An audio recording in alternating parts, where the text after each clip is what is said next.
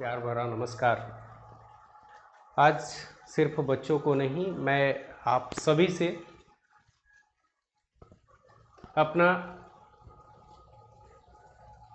पूरी तरह से जो मुझे समझ आ रहा है, जो हालात है, जो आज चल रहा है, इस पे मैं फिलहाल आप लोगों को अपना एक विचार व्यक्त कर चुका हूँ। आप अगर नहीं देखे हैं तो आप मेरे चैनल पे विजिट करने के बाद आप उस वीडियो को देखिएगा कि एसएससी रिफॉर्म को लेके मैंने अपने राय को बेबाक तरीके से आप सबों के बीच रखा और आप लोगों ने बड़े बेहतरीन ढंग से अपना फीडबैक दिया। आपको अच्छा लगा जो भी था। अभी उसके अगेंस्ट में या उसके पक्ष में जो भी चीज़ें आप चल रही है, जो आप मान लो, जो आपको समझ में आ जाए। दिख रहा है ना, जो लोग कल बच्चों के लिए लड़ रहे थे आज आपस में लड़ रहे हैं। मुझे बस उन सभी युवाओं से, मेरे दोस्तों से, मेरे बच्चों से, जो भी मुझे समझ सकते हैं शिक्षा के क्षेत्र में या अपने व्यक्तिगत जीवन में, आप अगर बदलाव लाना चाहते हैं तो जो हालात है उसको तो आपको देखना ही पड़ेगा, समझनी पड़ेगी, उसको एक अलग नज़रिया से देखने की ज़रूरत है। क्योंकि जो चीज़ें आपको दिखाई जाती है वो हकीकत में वैसी हो, एक कतई ज़रूरी नहीं है, एक कदम ज़रूरी नहीं है कि जो चीज़ें आप देख रहे हो वो चीज़ें वास्तव में है, एकदम ज़रूरी नहीं है। इतना बड़ा आंदोलन, महाआंदोलन, मैं अगर अपनी समझ की बात करूं, मैं अपनी बात रखूं आपसे, तो 1857 की क्रांति, मुझे इस आंदोलन को देख के वो क्रांति याद आ गई। अब मैं ऐसा क्यों बोल रहा हूं, मैं आपको स्पष्ट किए देता हूं। 1857 के क्रांति में सैनिकों ने जो विद्रोह किया था उसमें भला सबका था, लेकिन उसी विद्रोह को दबाने के लिए वही लोग बीच में आए, वही लोग आए जो इस देश के रहने वाले थे, और उन्होंने अपनों को ही मार दिया, अपनों का ही गला घोट दिया, उस विश्वास को ख़त्म कर दिया। यही कारण है कि उतनी बड़ी क्रांति, उतना बड़ा 1857 की क्रांति, महाआंदोलन विफल हो गया। कुछ वही चीज़ आपको यहाँ देखने को मिल रही है, समझने को मिल रही है। आप यकीन मानो, जब वो समय था जब पूरे के पूरे शिक्षक समुदाय ने खड़े होकर एक साथ लड़ने का प्रयास किया और उस सिस्टम के खिलाफ लड़ने का प्रयास किया गया था जिसमें सरकार ने वो सभी हदें पार कर दी थी, देश के नागरिकों के साथ, मतलब शिक्षकों के साथ, छात्रों के साथ ऐसा क्रूरता से पेश किया गया, सिस्टम को ऐसे रिप्रेजेंट किया गया जैसे ये लोग क्या हैं, कोई जाहिल है, गवार है और ऐसा कोई काम कर रहे हैं जो इन्हें नहीं करना चाहिए था। उस रिफॉर्म को लेके जो भी कयास लगाए जा रहे थे, उम्मीदें लगाई जा रही थी, जो बच्चे कंपटीशन में हैं उनके लिए एक एक मिनट जहां इंपॉर्टेंट था, वो अपना पढ़ाई छोड़ के इस आंदोलन का हिस्सा बने, जिस रूप में भी बने, मेंटली फिजिकली और डिस्टर्ब रहे, इस उम्मीद पे कि उन्हें कुछ अच्छा मिलेगा, जो समस्याएं थी उससे उन्हें निजात मिलेगी। उस समस्या से निजात क्या मिलेगा, एक नई समस्या उनके बीच खड़ी हो गई। अब ये समझना मुश्किल हो गया है कि सही कौन, देख रहे हो ना, आखिर कौन गलत।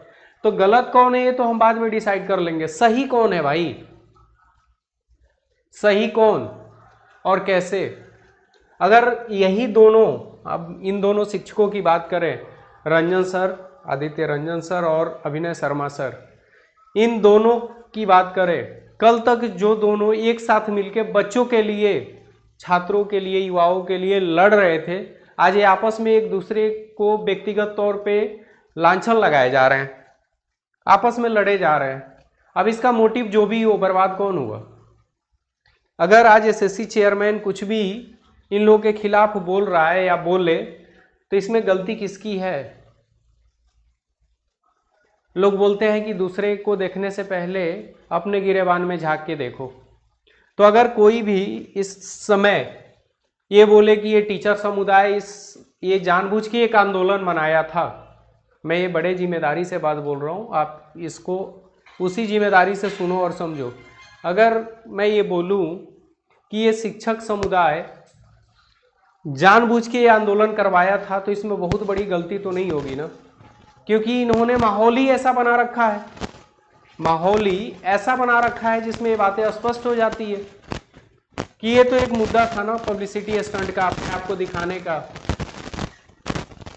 और इस बात को मानना कहीं से भी गलत नहीं होगा ना, क्योंकि हालात ही वैसे हैं।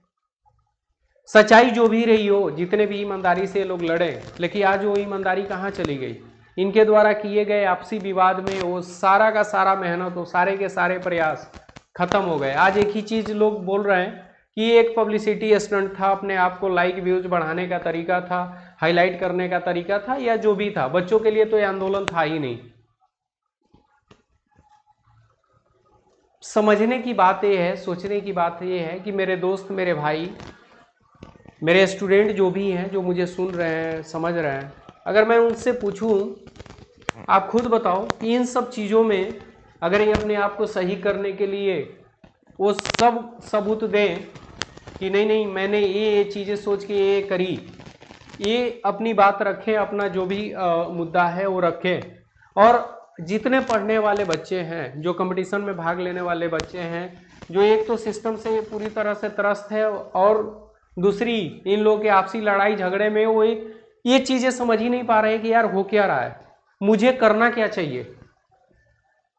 तो मेरा बहुत सिंपल सा आपसे निवेदन है, एक अच्छे दोस्त के नाते, एक टीचर के नाते, बड़े भाई के नाते, आप जैसे भी मान लो, मेरा एक छोटा सा निवेदन है कि मेरे दोस्त, ये सब चीज़ें आती रहेंगी, जाती रहेंगी। अगर आपका वजूद, आपकी पहचान नहीं बनी ना, कोई आपका नहीं है, कोई आपको पूछने वाला नहीं है।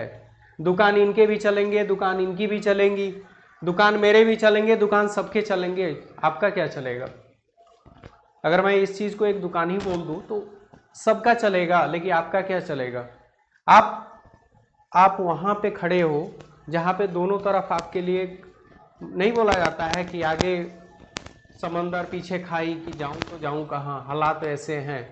तो आप तो ऐसे जगह पे खड़े हो ना कि ना आगे जा सकते हो ना पीछे जा सकते हो, इस दलदल में फंस चुके हो। तो मेरे दोस्त, इससे बिल्कुल बाहर निकलो।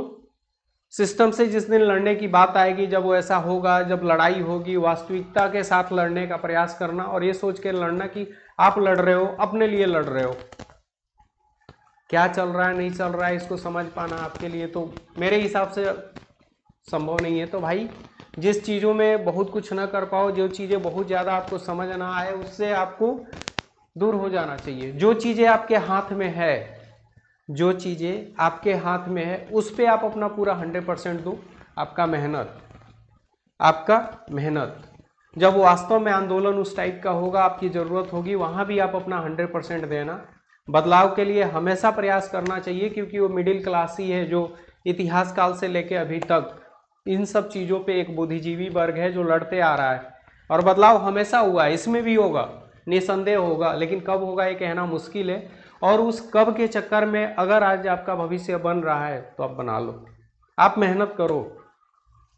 क्योंकि अगर कोई अभिनय सर को चाहने वाला होगा तो वो लड़का, अगर आदित्य रंजन सर बात अपनी सच में भी रख रहे हैं, उनकी बातें कुछ हद तक सच भी है, वो मानने के लिए तैयार नहीं होगा, और वो उस कंट्रोवर्सी का ऐसा हिस्सा बनेगा कि उसको खुद समझ नहीं आएगा कि वो अपने क्वालिटी टाइम, अपने इस इंपॉर्टेंट टाइम में क्या कर रहा है।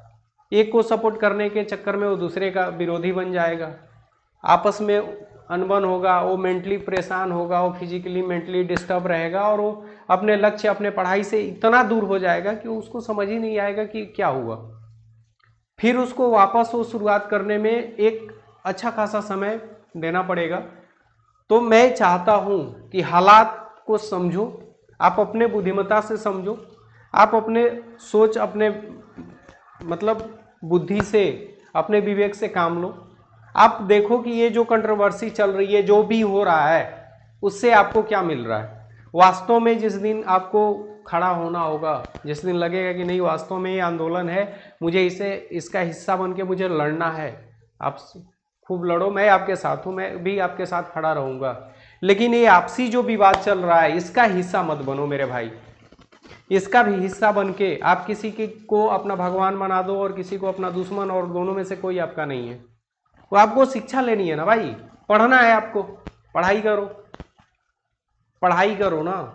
ये वही टाइम है कि आप, ये जो एक YouTube की ऐसी काल्पनिक दुनिया है जिसमें हकीकत का दूर दूर तक नामो निशान नहीं होता है, एक दूसरे को ये लोग ब्लेम करके, इनका तो कुछ नहीं बिगड़ेगा भाई, ये बड़े बड़े स्टार हैं, टीचर हैं, इनका बनेगा ही।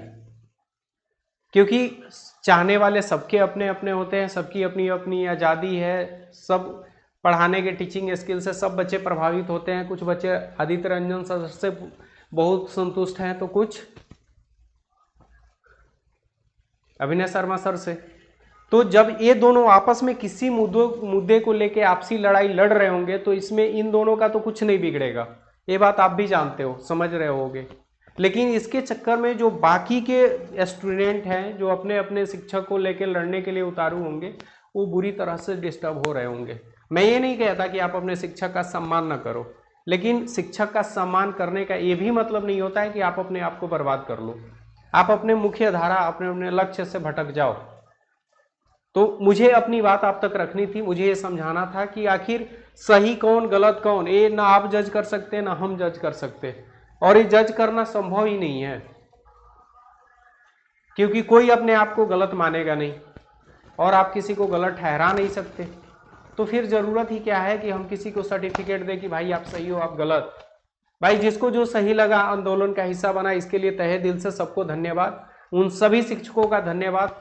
ठीक है, आपने मेहनत किया, जो मिलना था मिला, जो नहीं मिलना था नहीं मिला।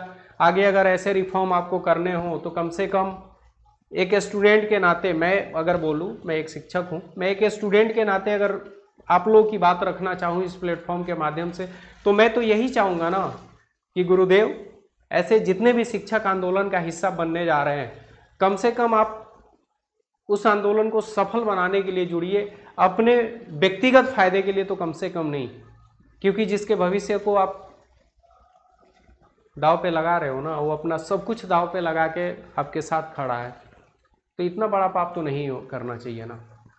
ठीक है, ये सब चीज़ें आपसी विवाद चलती रहेगी, लेकिन उस आपसी विवाद में किसी ऐसे निर्दोष